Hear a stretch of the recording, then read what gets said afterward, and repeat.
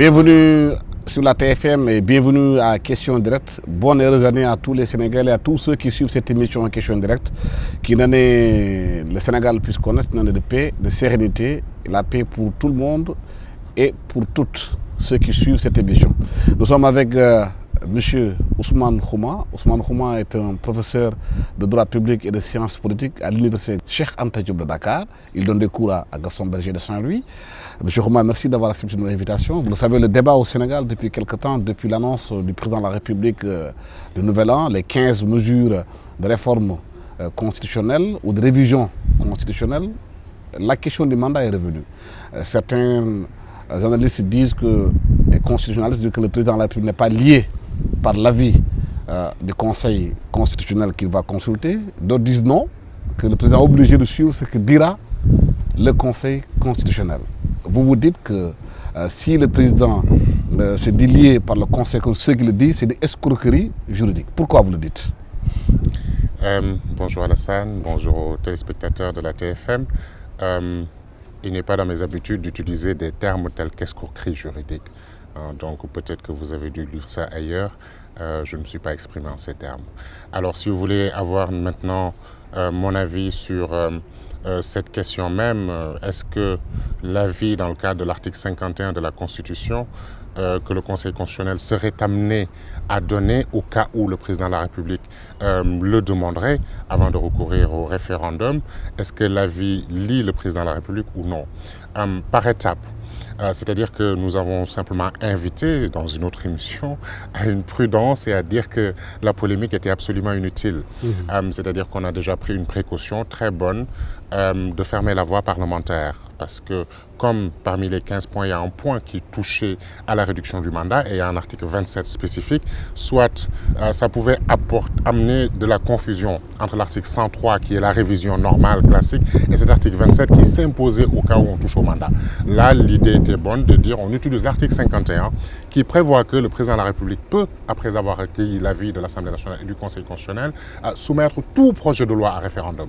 Donc, y compris la question de l'applicabilité de la réduction du mandat en cours. Et c'est ça qui a fait débat, polémique, et l'on m'a demandé mon avis sur cette question. Et donc, sur l'applicabilité directe ou pas au mandat, c'était ça qui posait problème. Et alors, j'ai juste dit, quand on regarde l'article 51, est-ce que cet avis lie le président de la République ou pas? Parce que des termes du débat, certains universitaires disent ça lie le président, d'autres disent ça ne lie pas le président. Je dis mais en droit, il y a 3 catégories d'avis. L'avis conforme, l'avis obligatoire, l'avis facultatif. L'avis conforme, c'est dans le cas où vous êtes obligé de saisir le conseil en l'espèce, en tout cas l'organe de consultation, et de vous conformer à cet avis. Donc cet avis vous lie. L'avis obligatoire, vous êtes obligé de saisir pour demander l'avis, vous avez la faculté de suivre ou de ne pas suivre. L'avis facultatif, vous avez la faculté, donc la possibilité de demander ou de ne pas demander, a fortiori de suivre ou de ne pas suivre. Dans ce cas précis, c'est quel avis? Alors, le raisonnement était, mais dans ce cas précis, dans le cas de l'article 51, dans quelle hypothèse sommes-nous? L'article 51 ne dit rien sur ça, dit juste le président de la République peut, après avoir, etc. Et donc, on doit recourir à la pratique jurisprudentielle de ce que le Conseil ou les cours constitutionnels font habituellement. Et c'est mon opinion, fondée sur le fait que le Conseil constitutionnel a 2 types d'attributions. Des attributions contentieuses et des attributions consultatives. Dans le cadre de ces attributions contentieuses, c'est-à-dire lorsque le Conseil se prononce sur la constitutionnalité d'une loi, lorsque le Conseil se prononce sur la régularité d'une élection, le Conseil rend des décisions.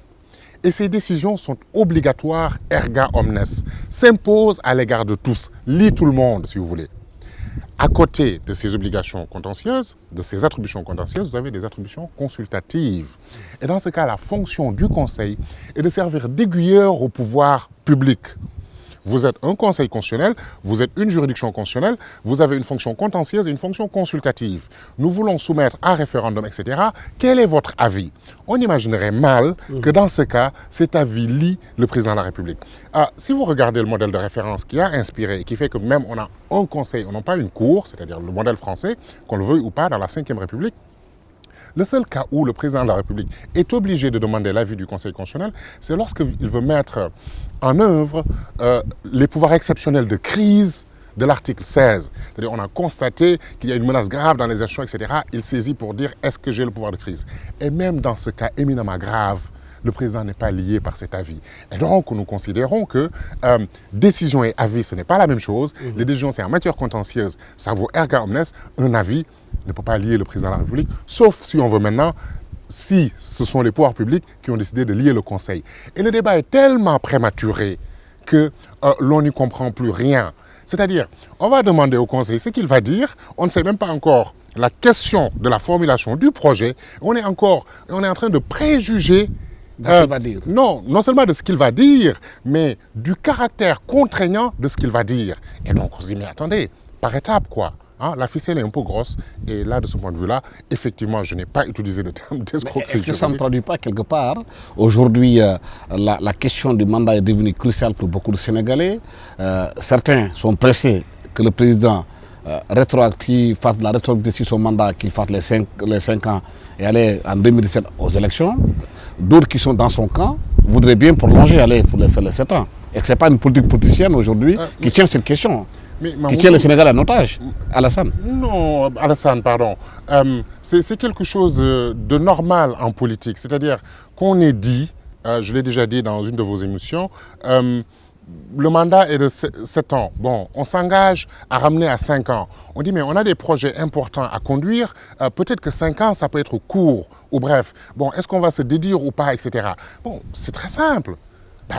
Vous savez, c'est le peuple, vous dites, mais on avait dit 5 ans, mais au regard, par exemple, du plan Sénégal émergent, au regard des autres programmes qu'on est en train de dérouler, peut-être qu'on aura besoin de 7 ans pour le premier mandat. Qu'est-ce que vous en pensez? C'est pas compliqué.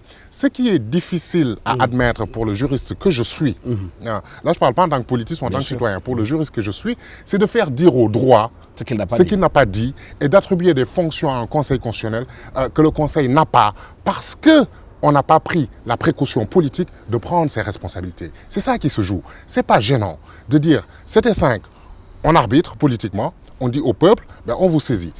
C'était 7, mais on veut maintenir 7, même si on avait dit 5. Ou alors, on dit, et puis dans le discours du chef de l'État, c'était tellement clair.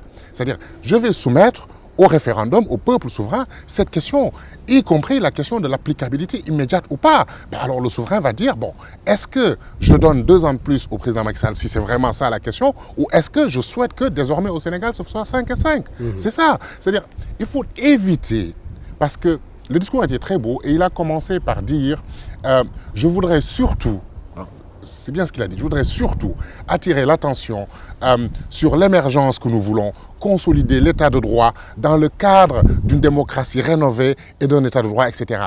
Une procédure consensuelle. Et alors, si vous voulez avoir l'émergence, un état de droit consolidé, une démocratie rénovée, il faudrait éviter que des commentateurs fassent dire à des textes qu'ils n'ont pas dit et utilisent des institutions à des fins qu'elles n'ont pas. Ce serait discréditer au contraire la démocratie. C'est juste ça, notre point de vue. Il n'y a pas de difficulté majeure dans la question. Est-ce que c'est 5, est-ce que c'est 7 puisque c'est un référendum, le peuple tranche. Il ne faut pas demander au Conseil de faire à la place des pouvoirs publics ce que les pouvoirs publics doivent faire. Il y a la question de la rétroactivité de 5 ans, l'application sur le mandat en cours. Il y a certains qui disent que les lois sont faites pour l'avenir. Est-ce qu'aujourd'hui, le fait de faire la rétroactivité sur ce mandat-là, s'il passe, ne fonde pas d'autres Sénégalais qui ont peut-être eu à subir les rigueurs de la loi de demander aussi qu'il y ait une rétroactivité sur des peines ou bien sur des choses qu'ils avaient subies? La question est plus générale, Alassane. C'est-à-dire, vous soumettez un référendum, le peuple décide. Il s'agit d'une loi référendaire. Et en général même, le Conseil se refuse à examiner une loi référendaire parce qu'on considère que le peuple souverain s'est exprimé directement. Et donc, si le peuple dit clairement, nous souhaitons 5 ans pour les 2 mandats, ou nous acceptons 7 et 5 ou 7 et 7, les choses sont très claires. Il faut juste poser les termes du débat très clairement et que chacun prenne ses responsabilités en toute démocratie.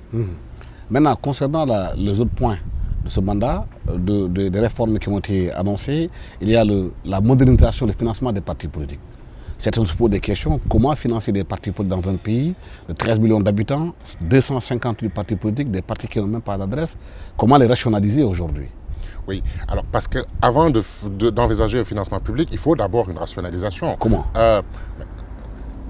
En revenant à l'orthodoxie, là aussi, il y a une loi sur les partis politiques qui est dépassée. Il y a des propositions, vraiment un travail très intéressant qui a été fait pour la rationalisation des partis politiques. Et le ministère de l'Intérieur y a largement contribué. Donc on sait comment, à peu près, parce qu'il faut tarir les sources de l'émiettement de l'offre politique.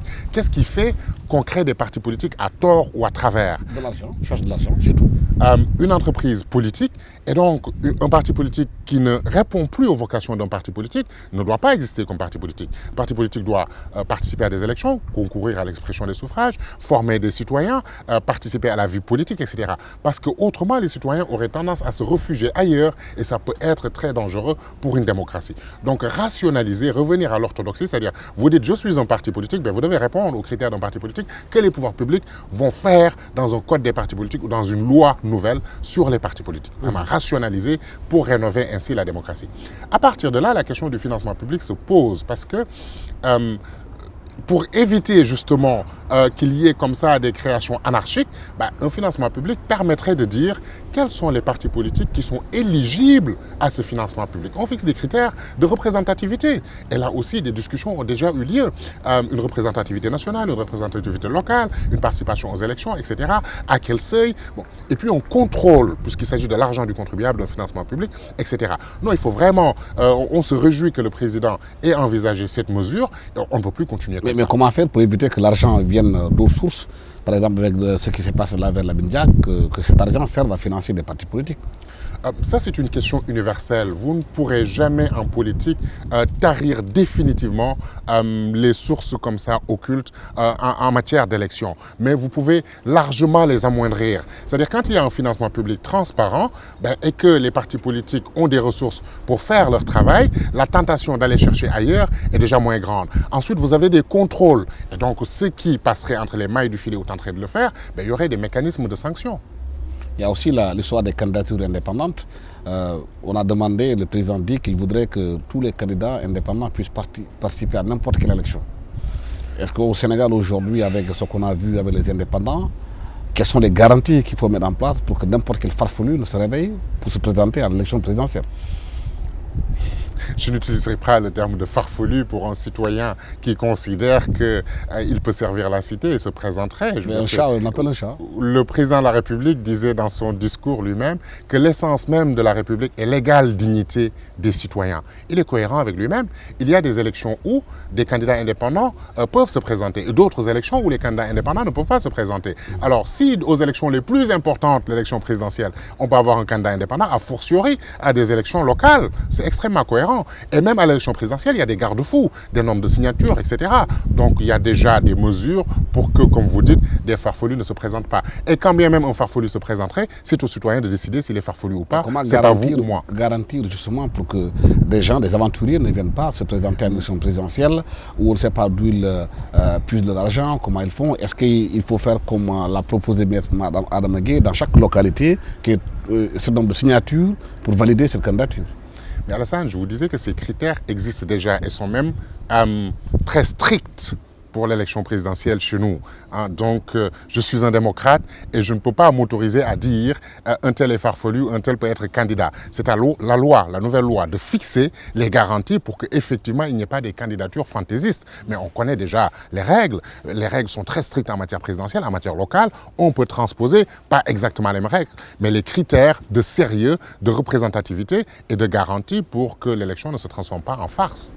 Oui, l'autre point aussi qui a été abordé pendant ce discours présidentiel, il y a que le Conseil constitutionnel pourrait passer de 5 à 7 membres avec 2 choisis par l'Assemblée nationale. Mais certains disent si le parti au pouvoir a de la majorité à l'Assemblée nationale, s'il est par eux-mêmes, il peut prendre ces 2 militants et les envoyer au Conseil constitutionnel. Donc, du point de vue même de la neutralité du Conseil constitutionnel, ça peut poser problème. Très bonne question. Ce n'est pas tout à fait du pareil au même de passer de 5 à 7 et de faire désigner les membres, les 2 qu'on va ajouter par le président de l'Assemblée nationale. C'est le parti majoritaire. J'entends bien ce que vous voulez dire. En droit et en politique, les symboles sont extrêmement importants. Et symboliquement, pour une fois, un président de la République dit je n'ai plus le monopole de la désignation des membres du Conseil constitutionnel. J'en désignais la totalité, les 5. On va ajouter 2, ce qui est une bonne chose. 7, ça permet une meilleure collégialité. Et d'ailleurs, ces 2 sont désignés par l'autre deuxième personnalité de l'État, le président de l'Assemblée nationale. symboliquement, c'est très fort de ne plus avoir l'exclusivité de la désignation. Dans le fond, ce que vous dites est vrai. Sur les 7, les 5 sont encore désignés par le président. Donc c'est encore la majorité, etc. S'ils sont du même bord politique, l'indépendance recherchée n'est pas tout à fait là. Donc à terme, il faudrait arriver à un équilibre, c'est-à-dire que le président de la République ne puisse pas désigner la majorité des membres. Mais déjà, c'est un très très bon jalon sur le chemin d'une meilleure indépendance de notre Conseil constitutionnel. Toutefois, il faudrait aussi prendre en compte, à mon avis, à mon humble avis, le profil des 2 membres qu'on va ajouter. Sur les 5 membres actuels du Conseil constitutionnel, il n'y a pas un seul constitutionnaliste. Pas un seul professeur de droit public. Vous avez 4 magistrats et un éminent professeur de droit privé qui a sa place. Donc parmi les 2 autres, il y a des maîtres aînés éminents dans ce pays qui sont des sages, c'est-à-dire 25 ans de carrière au service du droit constitutionnel qui peuvent éclairer, parce qu'une juridiction constitutionnelle, ce n'est pas une juridiction ordinaire. Il faut équilibrer un peu entre les magistrats qui ont leur place et d'autres types de profils tels que des universitaires. Oui, mais est-ce qu'aujourd'hui, justement, par rapport à ceux qui sont membres de ce conseil constitutionnel qui sera mis en place, cette se demande pourquoi le Sénégal continue à avoir un conseil constitutionnel, là où depuis on a mis en place une cour constitutionnelle où les citoyens peuvent eux-mêmes saisir une cour s'il y a une loi d'inconstitutionnalité, comme on dit. C'est une question importante, Alassane, mais le fait de pouvoir saisir sur une question d'inconstitutionnalité n'est pas lié au fait de s'appeler cour ou conseil. Ce sont 2 questions différentes. Est-ce que les prérogatives du conseil constitutionnel le permettent aujourd'hui au Sénégal? D'accord, 2 questions différentes. La première question, la dénomination, conseil ou cour, ça importe peu. Nous avons cet héritage français et nous avons pris le nom de conseil qui faisait moins peur que cour parce que traditionnellement en France, ils ont une tradition de méfiance vis-à-vis des juridictions et donc ils ont parlé de cour. Mais si vous regardez dans le fond les attributions d'une cour constitutionnelle ou d'un conseil constitutionnel sont des juridictions constitutionnelles. Quelles sont leurs attributions? Essentiellement le contrôle de constitutionnalité des lois et le contrôle de la régularité des élections nationales. Et donc ces attributions sont identiques, en plus des fonctions consultatives qu'on a déjà évoquées. Maintenant, la possibilité pour le citoyen de saisir directement dans le cadre de l'exception d'inconstitutionnalité, etc., ce n'est pas lié au fait que vous soyez conseil ou cour. C'est quelque chose qui est tout à fait envisageable, et d'ailleurs envisagé en France avec ce qu'on appelle maintenant la question prioritaire de constitutionnalité, et qui par moment est aussi possible dans le cadre du Sénégal. Mais est-ce qu'au Sénégal, ça s'est prévu dans les réformes qui ont été données? On ne l'a pas entendu dans les réformes proposées par le président. Non, on n'a pas dans le détail, mais je vous disais que d'une question d'appellation, ce n'est pas cela. L'une des réformes, c'est que dès, par exemple, l'appel et non pas attendre la cassation, on peut saisir le Conseil constitutionnel. Non, de ce point de vue-là, on est sur la bonne voie. Très franchement. Mais comment moderniser aujourd'hui la démocratie sénégalaise en disant que l'Assemblée nationale aura beaucoup plus de pouvoir de contrôle sur l'action gouvernementale? Comment le faire aujourd'hui? Je pense que l'Assemblée a déjà ses prérogatives. Mais le problème de fond, c'est qu'elle n'exerce pas. Elle vote des budgets et les budgets ne sont pas contrôlés a posteriori après avoir voté. Si on dégage 50 milliards pour la ville de Sindjibambe ou bien de Tambacounda pour construire une école, après épuisement du budget, il n'y a pas un contrôle a posteriori pour voir est-ce que l'argent qui a été dégagé a été effectivement dépensé ou pas. Vaste question. Ce qui est envisagé dans les projets de réforme, c'est l'évaluation des politiques publiques par l'Assemblée nationale. Parce que jusqu'ici, vous savez, notre Assemblée a les mêmes fonctions que tous les parlements dans les pays démocratiques. Le vote de la loi et le contrôle du gouvernement. Pourquoi ils n'arrivent pas convenablement à contrôler le gouvernement? C'est un problème plus profond qui est lié au mode de désignation de nos députés, la façon dont on confectionne les listes, la façon dont on est inféodé à un leader de parti donc qui décide de votre place. Et donc vous croyez que vous lui devez votre mandat et non pas au peuple, à la nation. Et comment voulez-vous contrecarrer, contrebalancer, contrôler un exécutif quand vous pensez en tant que député que vous lui devez tout, que vous n'êtes pas un député de la nation mais un député d'un tel. Donc ce problème est plus profond.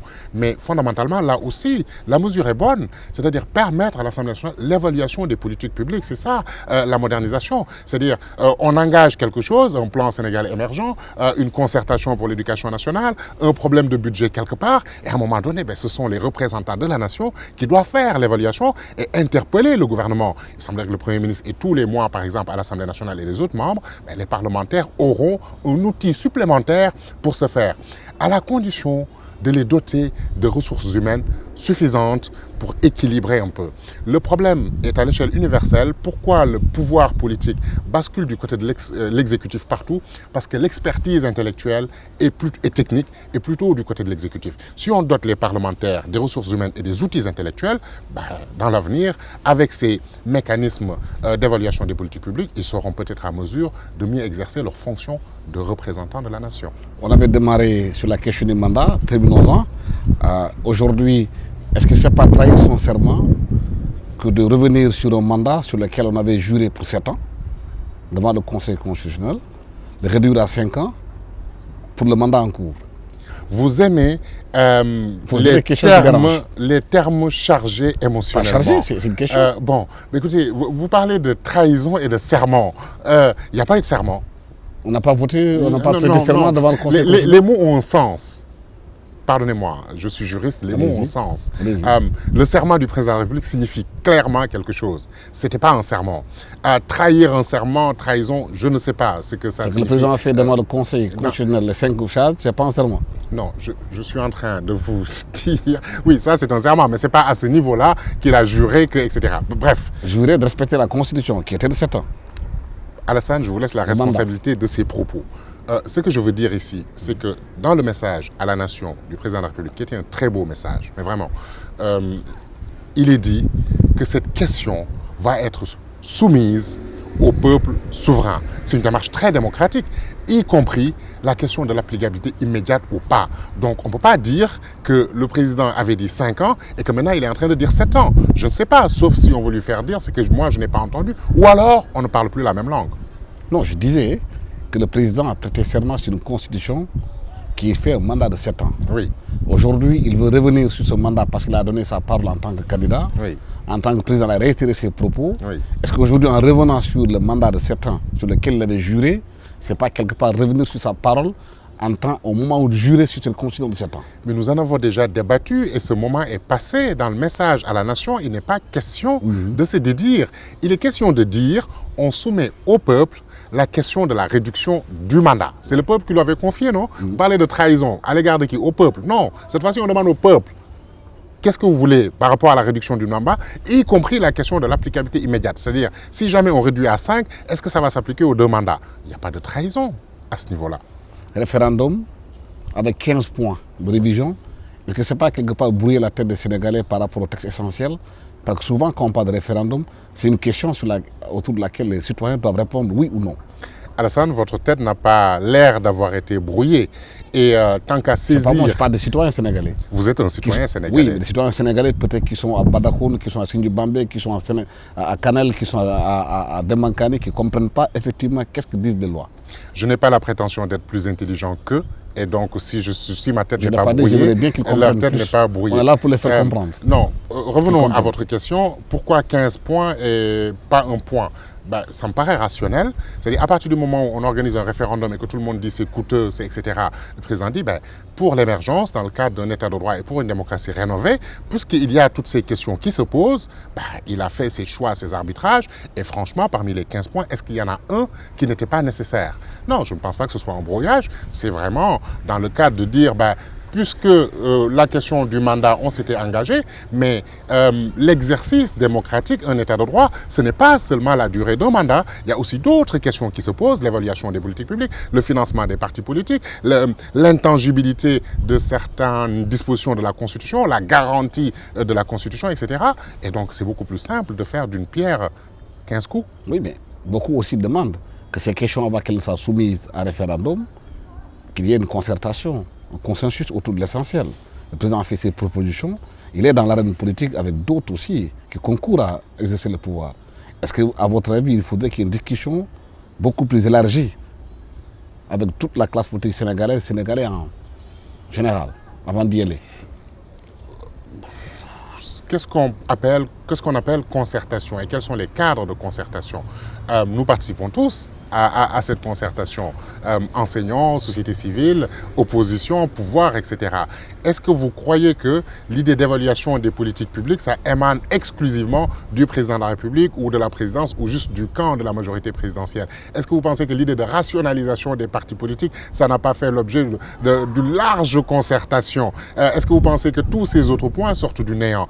Et effectivement, à un moment donné, quand il y a débat, quand il y a crise, il faut discuter, mais dans des enceintes. Et lorsque des personnes sont élues, on ne peut pas leur reprocher la responsabilité du pouvoir et leur dire aussi, vous devez nécessairement suivre les avis des autres. Chacun prend ses responsabilités. Il y a un dialogue politique, il y a une concertation, on peut encore l'améliorer dans des cadres donnés, mais en dernier ressort, ceux qui ont la responsabilité de l'exercice, ben, c'est ceux qui ont été élus.